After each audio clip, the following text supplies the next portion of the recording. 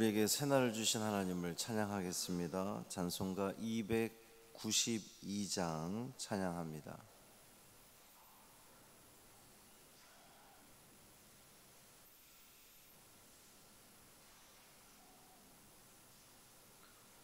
찬송 292장 주 없이 살 수 없네 찬양함으로 새벽 기도회를 시작하겠습니다. 주 없이 살 수 없네 죄인의 구주요 그 귀한 보배 피로 날 구속하소서. 구주의 사랑으로 흘리신 보혈이 내 소망 나의 위로 내 영광 됩니다. 주 없이 살 수 없네 나 혼자 못 서리. 힘없고 부족하며 지혜도 없도다. 내 주는 나의 생명 또 나의 힘이라. 주님을 의지하여 지혜를 얻으리. 주 없이 살 수 없네 내 주는 아신다. 내 영의 깊은 간구 마음의 소원을 주밖에 나의 마음 네 알아주리요. 내 마음 위로하사 평온케 하시네. 주 없이 살 수 없네 세월이 흐르고 이 깊은 고독 속에 내 생명 끝나도 사나운 풍랑일 때 날 지켜주시니 내 곁에 계신 주님 늘 힘이 됩니다. 아멘. 사도신경으로 우리의 신앙을 고백하겠습니다. 전능하사 천지를 만드신 하나님 아버지를 내가 믿사오며 그 외아들 우리 주 예수 그리스도를 믿사오니 이는 성령으로 잉태하사 동정녀 마리아에게 나시고 본디오 빌라도에게 고난을 받으사 십자가에 못 박혀 죽으시고 장사한 지 사흘 만에 죽은 자 가운데서 다시 살아나시며 하늘에 오르사 전능하신 하나님 우편에 앉아 계시다가 저리로서 산 자와 죽은 자를 심판하러 오시리라. 성령을 믿사오며 거룩한 공회와 성도가 서로 교통하는 것과 죄를 사하여 주시는 것과 몸이 다시 사는 것과 영원히 사는 것을 믿사옵나이다. 아멘. 욥기 34장 21절부터 37절까지 말씀입니다.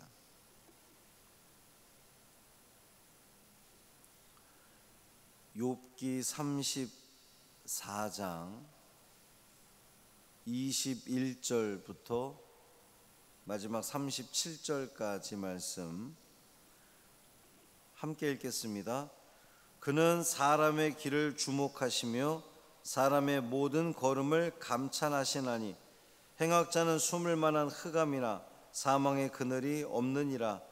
하나님은 사람을 심판하시기에 오래 생각하실 것이 없으시니 세력 있는 자를 조사할 것이 없이 꺾으시고 다른 사람을 세워 그를 대신하게 하시느니라.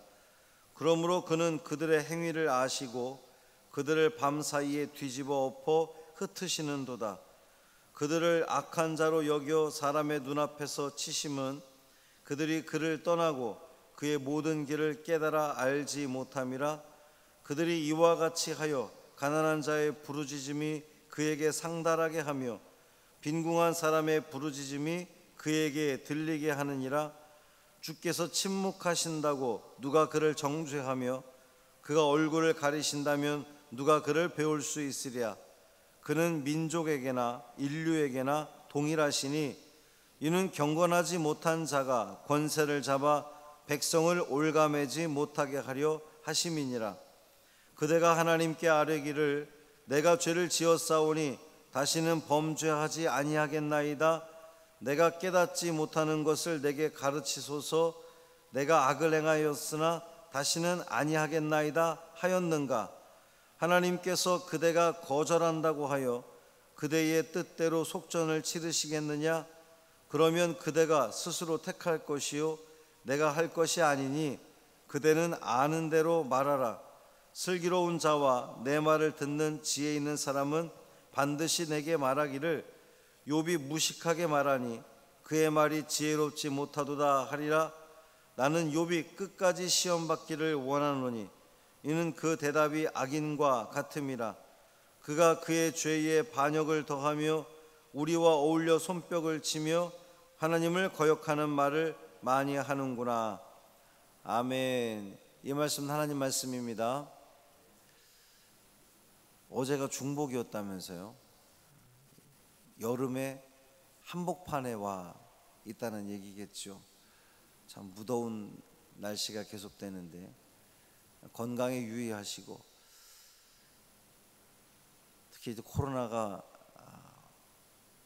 연일 지금 어제도 또 확진자가 나왔다고 연락을 받았는데 하여튼 주의하시고 하나님께 주시는 그 평안이 그 어떤 상황에서도 침해받지 않는 우리 모두의 삶 되기를 주님의 이름으로 축원합니다.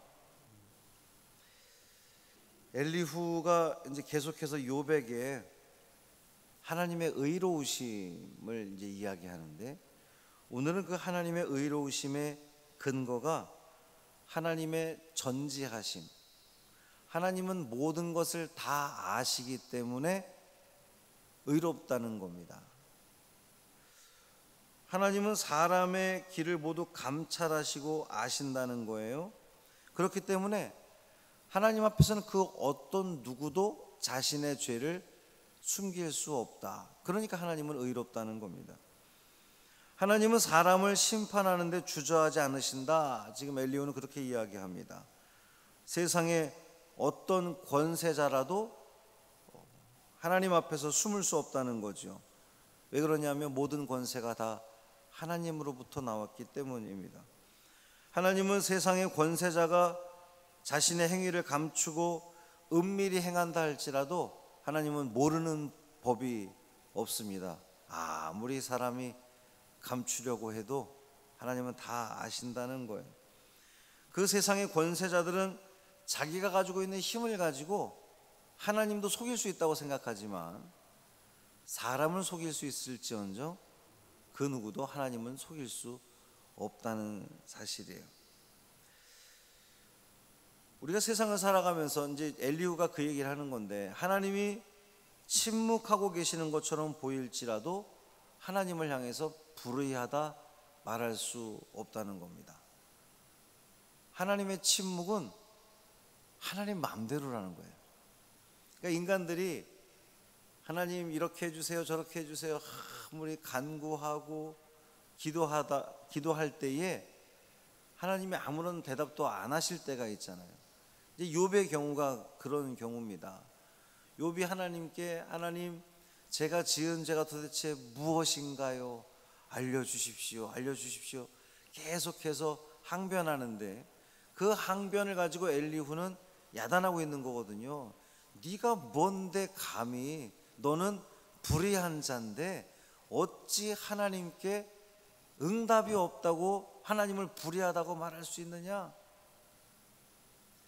맞는 말이죠. 여러분, 하나님께서 이 세상을 다스리시고 운행하시는데, 섭리하시는데 전적으로 하나님 마음이에요.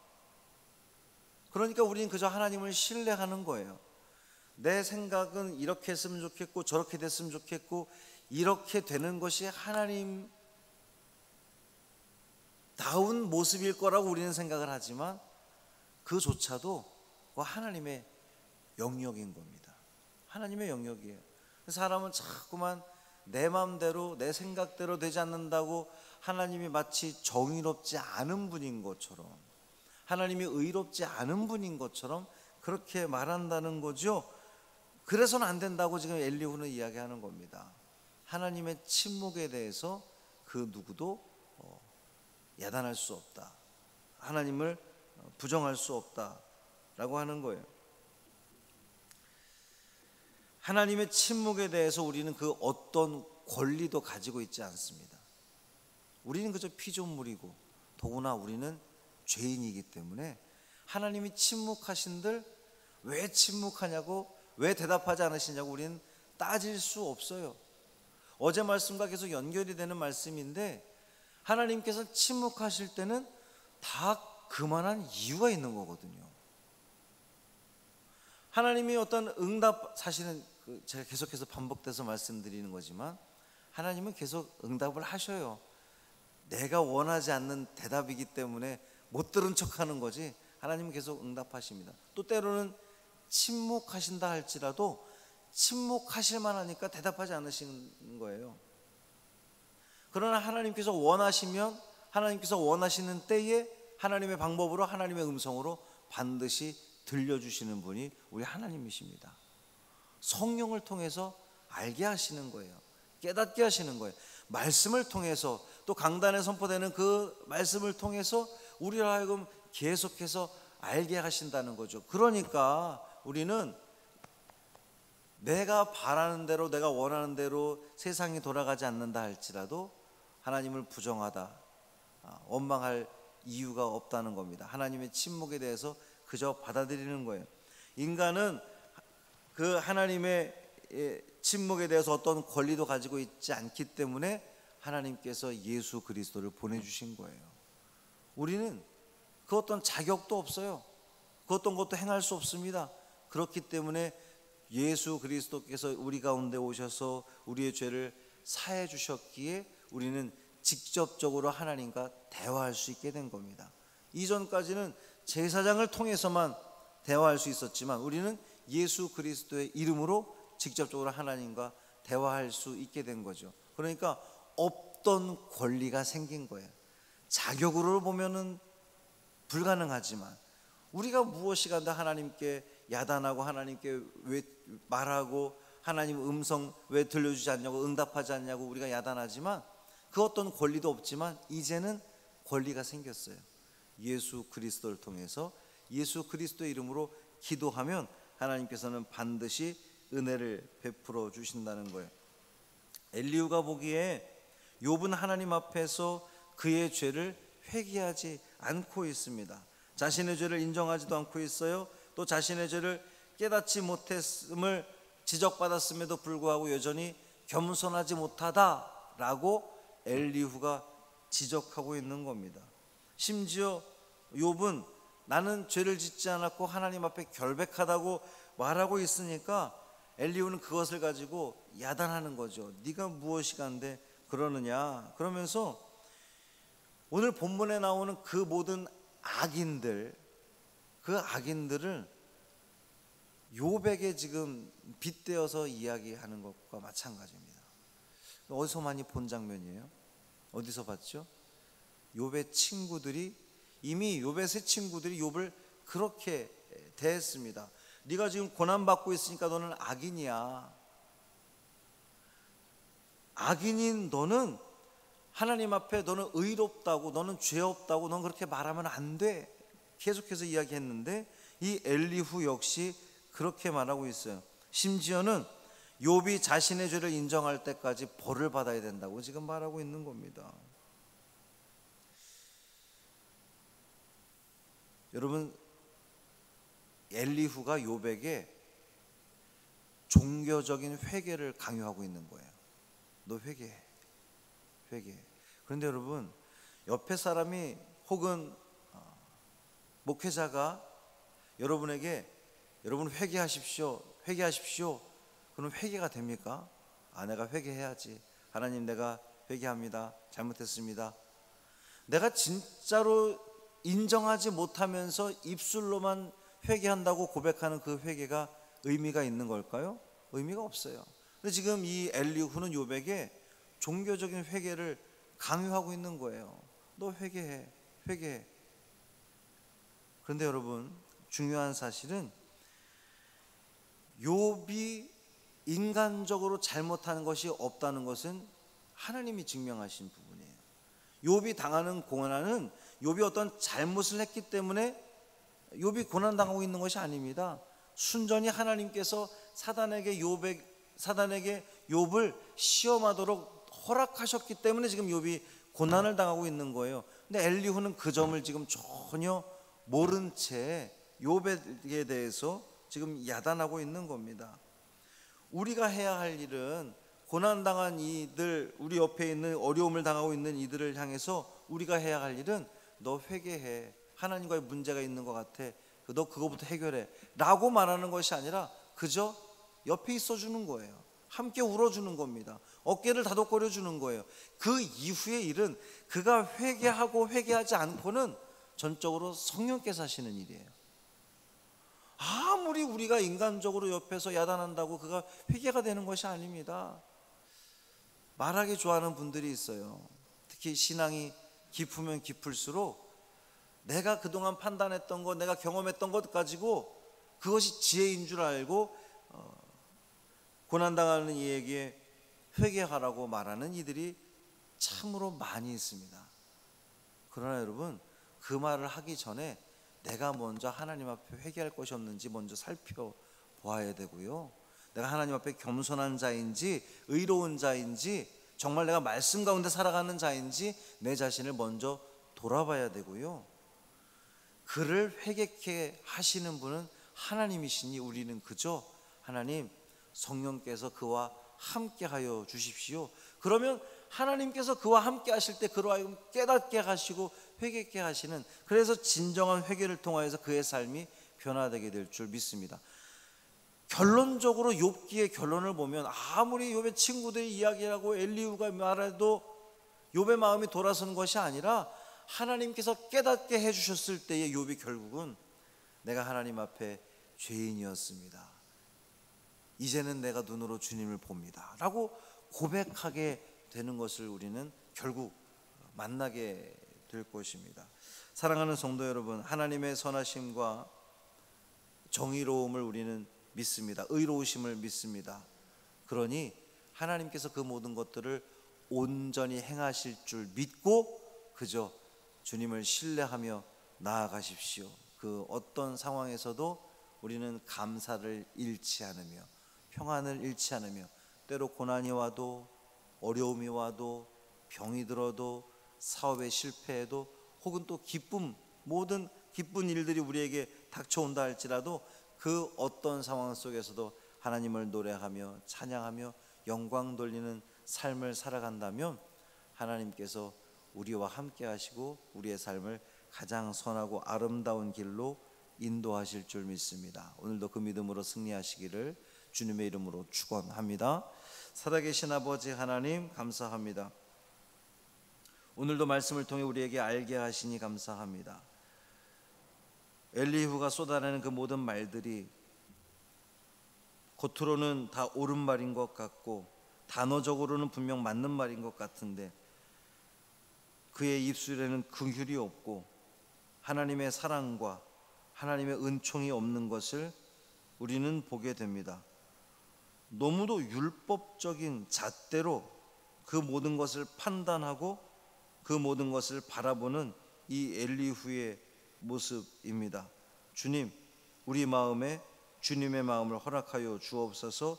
긍휼의 마음을 주셔서 우리 주변에 고통당하고 있는 이들을 위로하게 하시고 또 그들로 하여금 하나님께로 더욱더 가까이 나아가도록 함께 기도로 돕는 우리가 되게 하여 주옵소서. 함부로 그 누구도 판단할 수 없음을 내가 먼저 깨닫게 하여 주옵소서.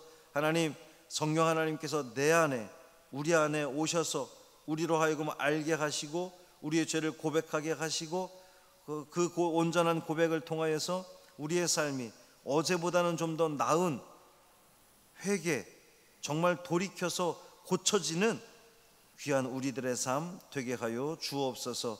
하나님, 연일 코로나 확진자들이 늘어나고 있습니다.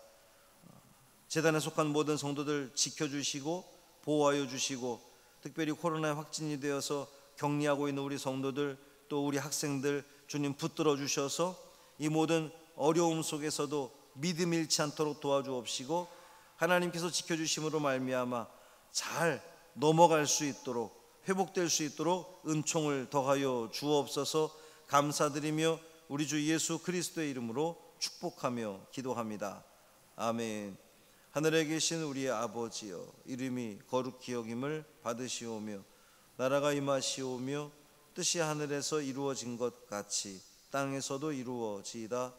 오늘 우리에게 일용할 양식을 주시옵고 우리가 우리에게 죄 지은 자를 사하여 준 것 같이 우리 죄를 사하여 주시옵고 우리를 시험에 들게 하지 마시옵고 다만 악에서 구하시옵소서. 나라와 권세와 영광이 아버지께 영원히 있사옵나이다. 아멘.